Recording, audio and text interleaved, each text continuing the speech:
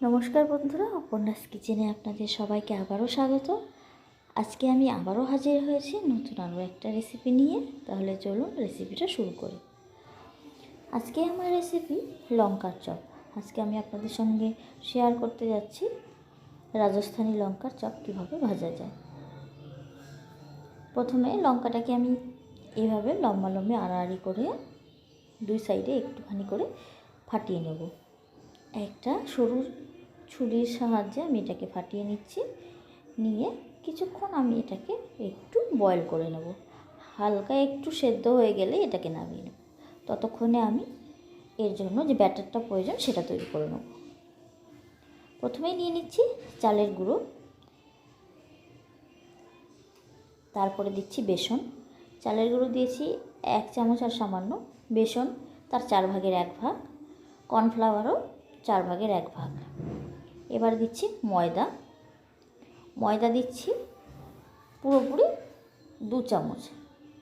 তারপরে 4 ভাগের 1 ভাগ জিরে গুঁড়ো, ধনে গুঁড়ো, লঙ্কা গুঁড়ো,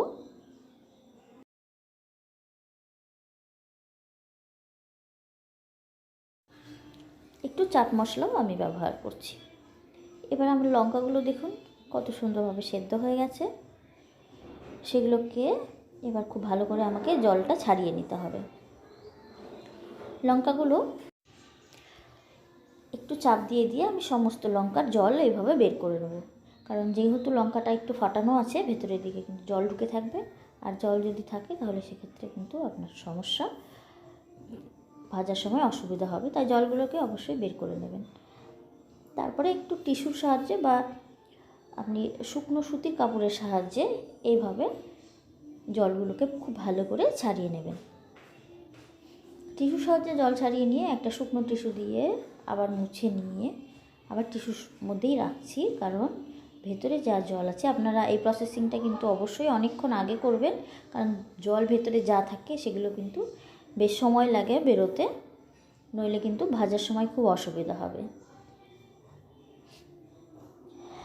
স্বাদ মতো লবণ, হলুদ আর সাদা তেল আর একটু আদা বাটা দিয়ে দিলাম। দিয়ে এটাকে খুব ভালো করে আমাকে আগে মাখিয়ে নিতে হবে। ভালো করে মেখে নিয়ে শেষে দিয়ে দিচ্ছি একেবারে 1 চিমটি মতো চিনিটা দিয়ে আবারও কিছুক্ষণ ভালো করে মাখিয়ে নেব। এবং সম্পূর্ণ ব্যাটারটা একেবারে ফিনিশিং না হওয়া পর্যন্ত কিন্তু এটা আপনাকে ভালো করে নাড়াতে হবে। এদিকে লঙ্কার উপরে একটু লবণ দিয়ে মাখিয়ে নেব। লবণ আর একটু জিরে গুঁড়ো আমি ব্যবহার করছি। দিয়ে এটাকে মাখিয়ে নিয়ে আমি এবার লঙ্কার বড়াটা করব বা চপটা ভাজবো।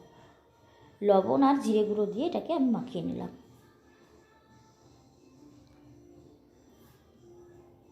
দেখতে পাচ্ছেন ঘনটা কতখানি হয়েছে ব্যাটারটা কিন্তু খুব বেশি পাতলা হবে না, একটু ঘন মতোই হবে। নইলে কিন্তু আপনার এখানে লঙ্কার সঙ্গে কিন্তু আটকাবে না। অন্য চপগুলোর ব্যাটার কিন্তু একটু হালকাই হয়, কিন্তু লঙ্কার চপের ব্যাটার সবসময় আপনাকে খেয়াল রাখতে হবে যেন একটু মোটা হয়।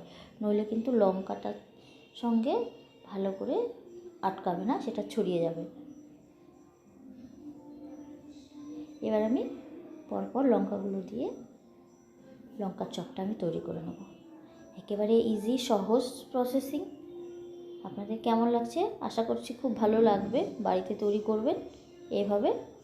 যদি ভালো লেগে থাকে বন্ধুদের সাথে শেয়ার করবেন, আমার ভিডিওতে লাইক করবেন। আরও নতুন নতুন রেসিপি পাওয়ার জন্য আমার চ্যানেলটাকে সাবস্ক্রাইব করে রাখবেন। আপনারা যদি কোনো রেসিপি জানতে চান তাহলে অবশ্যই আমার কমেন্ট সেকশানে কমেন্টে জানান।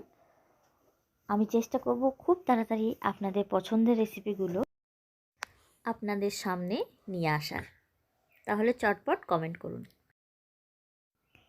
আমি এবারে পরপর একটা করে লঙ্কা এভাবে ভালো করে ব্যাটারের মধ্যে চুবিয়ে নিয়ে ভেজে নেব।